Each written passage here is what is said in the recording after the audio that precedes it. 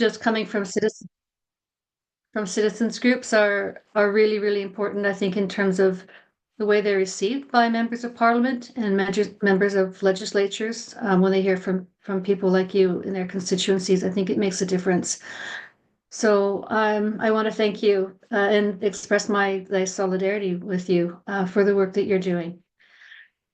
I have been in Alberta for over 33 years now. But before that, long before that, I was a student at the University of Saskatchewan, and it was when I was doing my bachelor's degree that I became involved myself in Palestinian solidarity work. So that was back in the 1970s, just to tell you how old I am. And, well, I guess we could talk later about what's happened in those intervening decades. And unfortunately, it's not good. And we're now in the worst situation really since the original Nakba. And I know that for all of us, it's very traumatizing to watch, to be a witness to what's happening in Gaza and the West Bank today. And I think that that's always put at the forefront of my mind when I'm doing any kind of activism, speaking. It's with this underlying sense of the trauma and the grief and the outrage that we all feel. I was invited to talk to you about the responses of university administrators to the Palestine solidarity encampments at Canadian universities. I'm going to focus on the experiences at the University of Calgary and the University of Alberta, which are the closest to home for me. And as you know, I've done some work on documenting what happened here and analyzing the legal responses to those administrative decisions. So there are a number of lessons we can learn, I think, from the responses to the Palestine solidarity encampments at these universities back in May of 2024. So a year ago, actually, we're coming up to the anniversary, May 9th, of the establishment of these two camps in Alberta.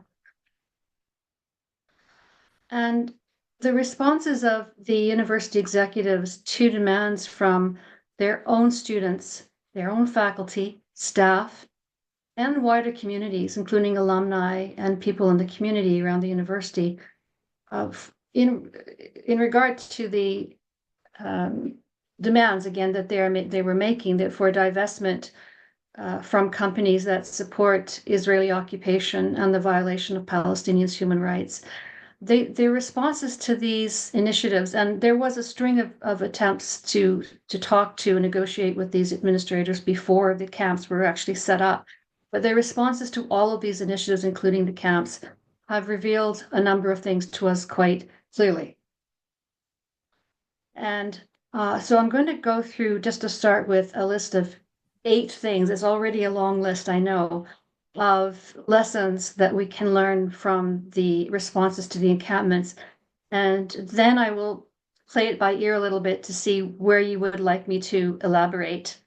So the first point is that we saw the extent to which the governance, the internal governance of our universities has really been hollowed out by executive style management through the reforms that have been brought in by neoliberal governments in the past 2 to 3 decades. We've seen this in a fairly extreme form in Alberta since the United Conservative Party government was elected. And I'm sure you'll have many things to tell me about the Ontario context as well. We've also seen the subservience of the boards of governors and the executives of these universities to this right-wing provincial government, and I suspect it is also the case in Ontario. So these are governments that have appointed the boards, the majority of governors on the boards, and have appointed and approved the executives as well, the presidents, the vice presidents, and so on.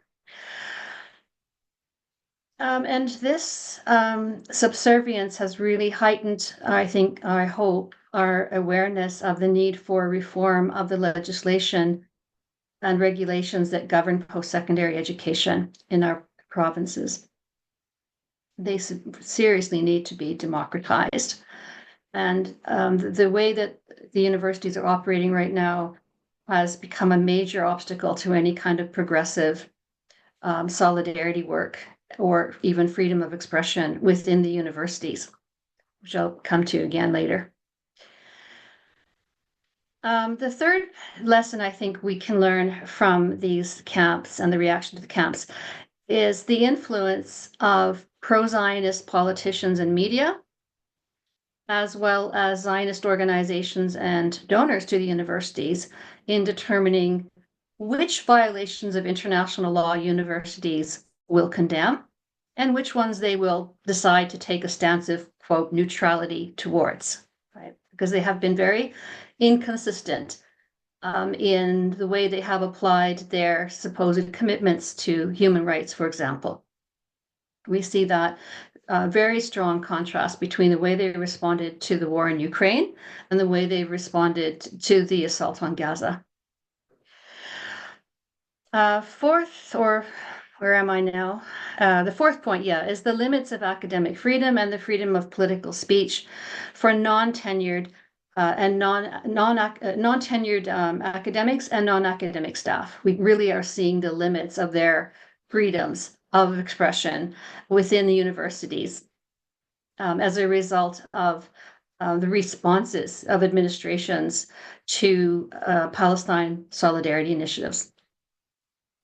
Fifthly, we have seen the isolation of racialized students and faculty from Palestinian, Muslim, or Middle Eastern backgrounds within the so-called university community.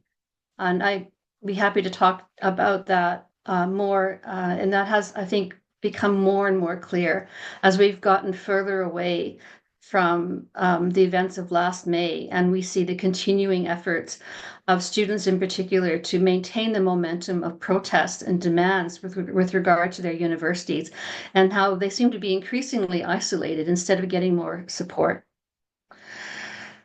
Sixth point I would like to make is that we have seen a growth in the surveillance of faculty, students, and staff by university executives, campus security, and police forces. This is something of great concern to me. And seventh point is that there has been clear demonstration of the effective, I will say, the non-universality of human rights, which are supposed to be universal, such as the right to safety. This right has been denied to students coming from these racialized groups and to non-Zionist Jews in order to protect Zionist interests and ideology from challenge.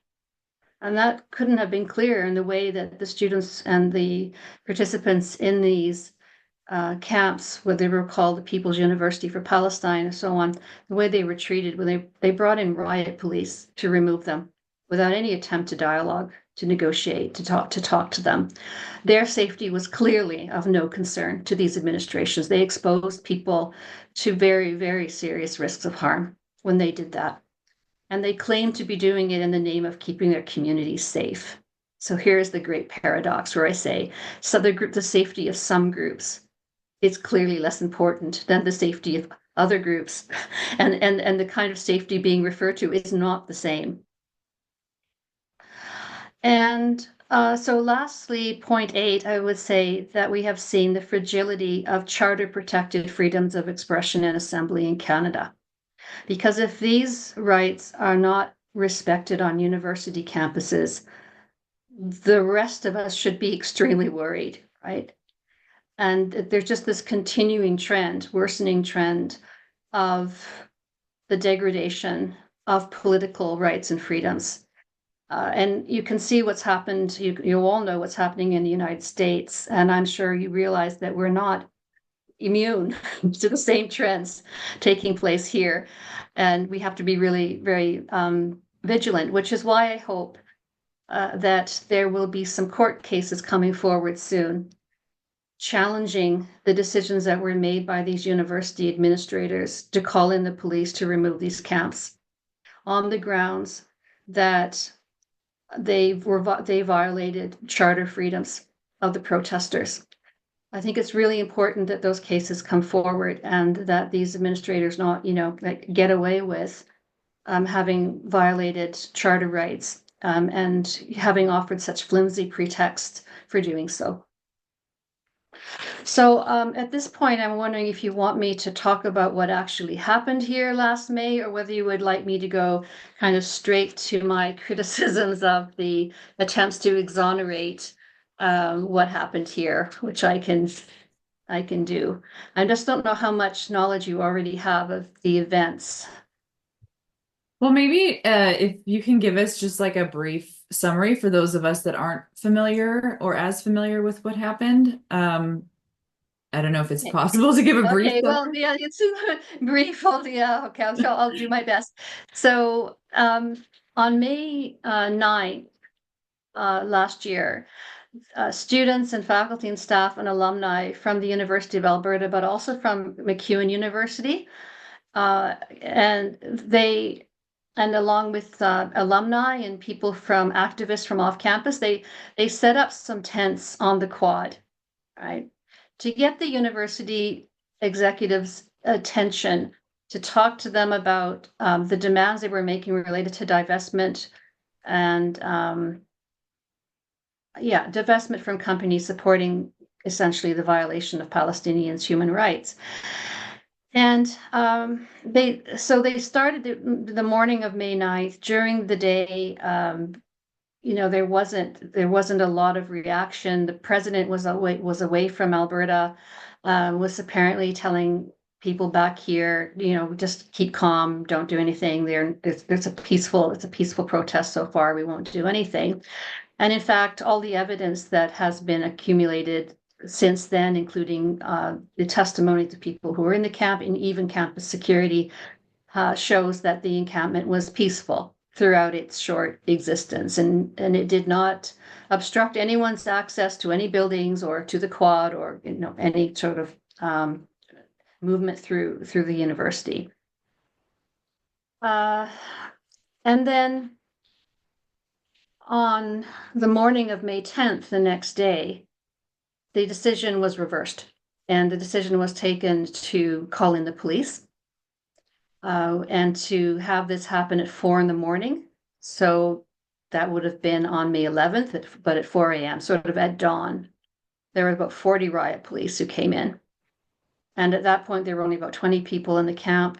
And they not only, of course, wanted them to take down the tents, but they pushed them. They physically pushed them right off the campus and across the street from the university. So, I mean, they couldn't push them any further. They would have pushed them into the river. So they actually literally drove them off the campus. And then the university called in contracted cleaners to pick up everything that was left and destroy it. So a lot of people lost their property as well. And there were injuries. And it was very traumatizing for the people who were there, including people who came from families who had family members in Palestine who they had lost people, or they were,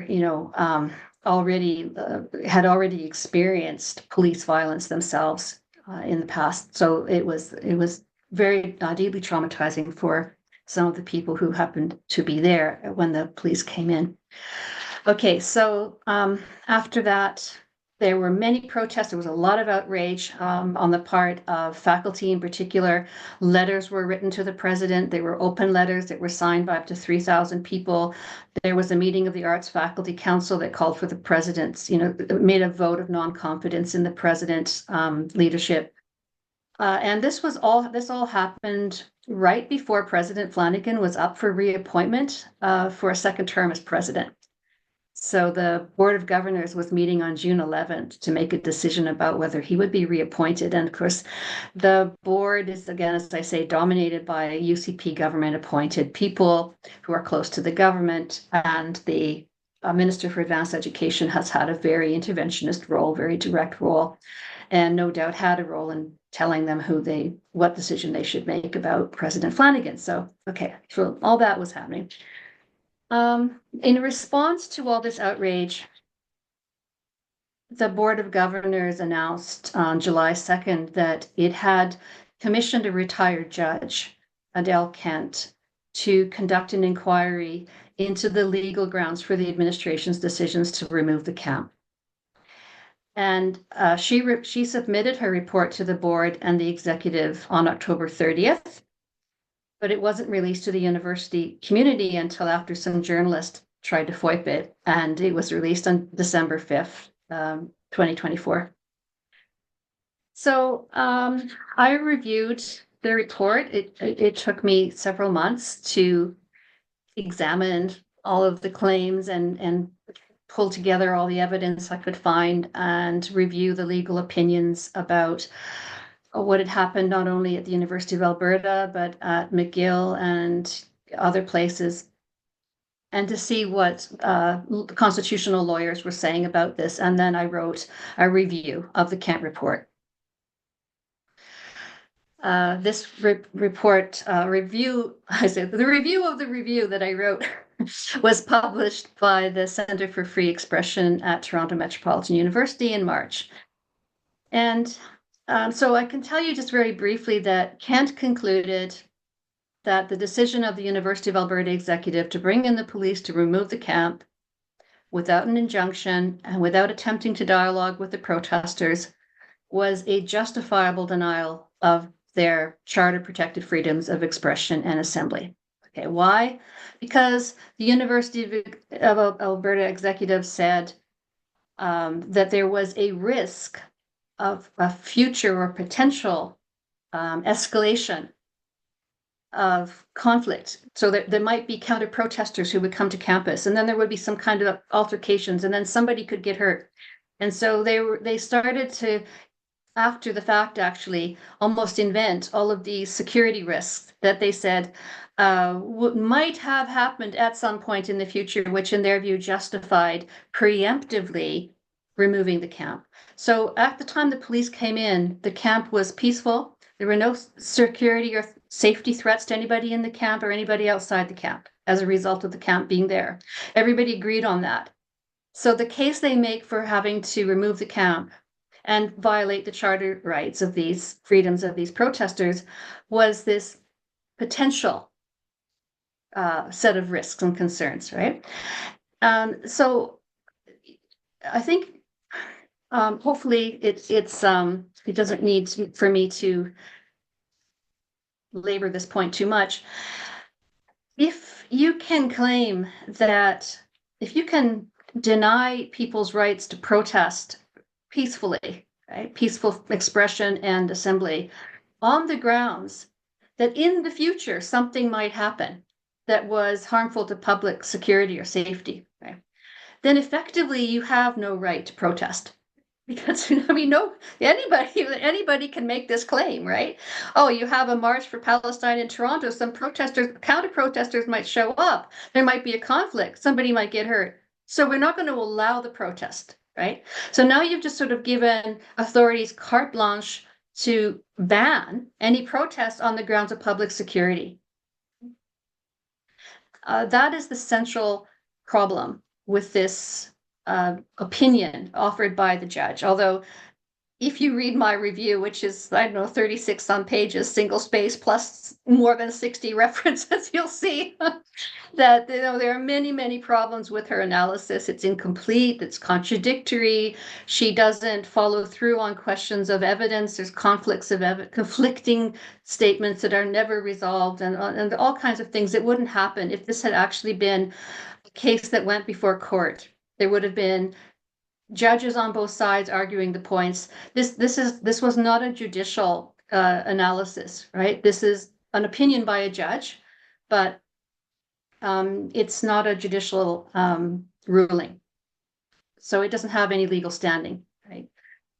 And I think that if the evidence went before court, it would be quite clear that the university violated unreasonably the charter freedoms of the protesters on campus. So again, I'm hoping that such a case will be coming forward soon. I hear something is in the works. I hope that will happen, and it will also include what happened at the University of Calgary, which was by all accounts an even more violent police intervention, and it was planned even before the camp ever existed. The university administration decided that they would not allow an encampment, and they just would not allow one at all. So the police were called in immediately within an hour of the first tent showing up in Calgary. All right. So that's kind of the review of what happened, and skipping over a whole lot of stuff. Questions remain about why these universities' presidents chose to call on the police to remove the camps instead of talking to these protesters about their demands around divestment, which most people consider to have been very reasonable demands, in fact, and they should have addressed them before. Had they addressed them before, there may not have been any need for the camps. I mentioned some of the other explanations already. Why did they do this? Well, we know that Zionist organizations have had privileged, even institutionalized access to university presidents and other senior executives at both the University of Calgary and the University of Alberta. And secondly, we know that the UCP government was directly involved in directing the responses. They were basically urging the administrations in both cases to bring in the police. So that raises a whole set of other questions about why would university presidents just concede? Why would they just accept these pressures? Why would they bend to these pressures instead of saying, look, this is a university. We respect charter freedoms. These are peaceful protests.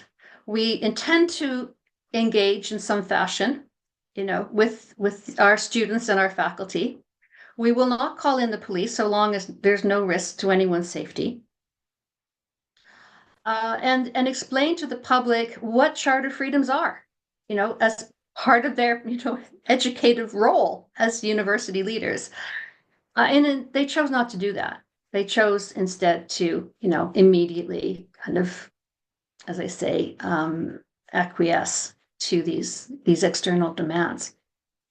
And that's why I started out with, why we have to think about how did we get to this point where we have university leadership that is not prepared to defend the autonomy of the university from political power and defend its own students and faculty, and in fact, democratic rights. It won't even stand up for democratic freedoms or academic freedoms, because before these camps, there were other events that happened where people lost their jobs. Non-academic staff, at least 5 people we know of, have been fired at the University of Alberta because of their pro-Palestinian initiatives or activism, right? So, they're not defending their own, they're not respecting academic freedom, they're not defending their own faculty and students. They're not defending democratic rights. So, these are huge issues for us that are related to what's been going on with higher education. Okay, I don't want to say too much more because I know you're going to have questions.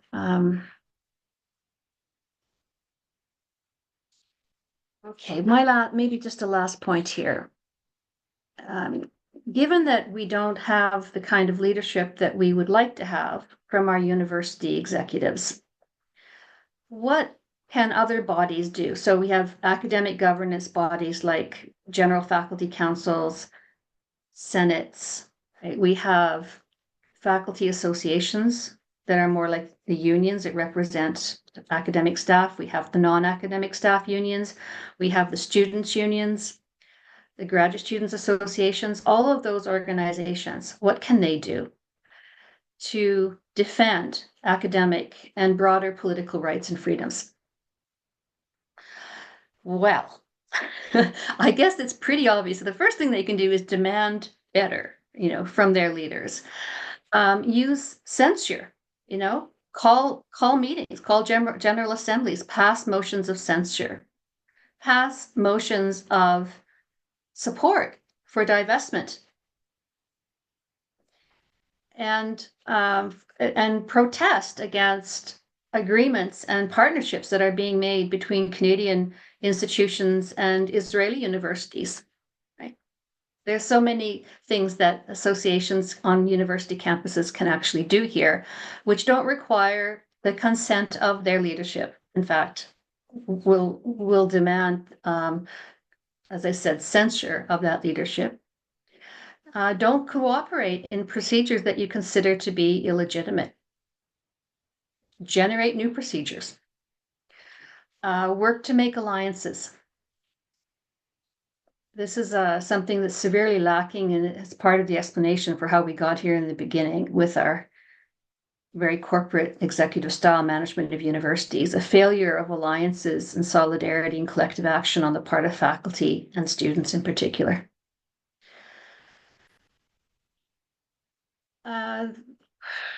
Refuse to accept the withholding of information, for example, where university endowment funds are invested. On what grounds is that information withheld from members of the university, from even internal constituency representatives on boards of governors?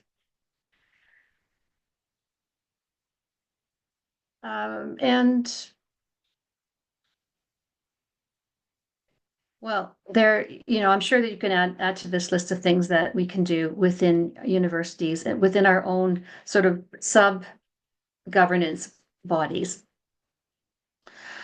Another thing that we can do is support constitutional challenges to the actions of the presidents at the universities of Calgary, Alberta, and other institutions. Contribute to their legal funds. Demand protection from retribution for your colleagues who participate in these challenges as plaintiffs or witnesses, right? People are being intimidated, and they need to know that they have some backup, they have some support. And of course, keep exercising your rights to expression, assembly, and peaceful protest. Don't let them intimidate you into being silent. Or as we are now saying in the response to the US case as well, you don't obey in advance, which is what our university presidents did. Speak up when your colleagues are threatened or harassed by external organizations or politicians, or smeared by right-wing media. Right? Don't let people be isolated. Defend their rights to free expression. And so, I think that what we've gone through around Palestinian solidarity is part of the bigger picture of what's happening with the rise of authoritarianism. So, it's just that this is the issue that has really become the lightning point, and it's really made it very clear to us what's at stake and who will be the first groups to be scapegoated and isolated and targeted. It's anti-Muslim racism, anti-Palestinian racism. It's racialized people from the Middle East, or people that are assumed to be from the Middle East, or assumed to be Muslim, or assumed to be Arabs, right? Who are in the front lines of this assault. And we need to protect them. We need to take a stand and draw a line. So I'm mixing my metaphors, but because it isn't limited. What we're seeing is not limited to pro-Palestinian solidarity.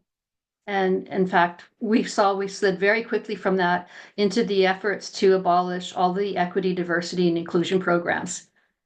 This whole kind of revenge of the mediocre white man.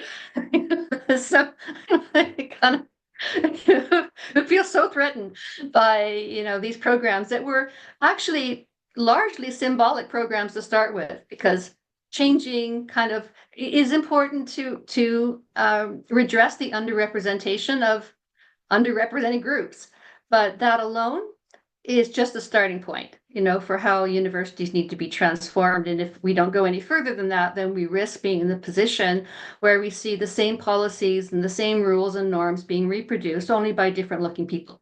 And that's not the kind of, radical change that we need. Okay, I'm going to stop there. I'm sure you have lots of questions and comments and arguments and tomatoes to throw at me, and I don't know.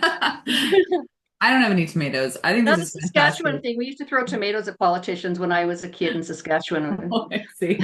I have to admit, to my great horror,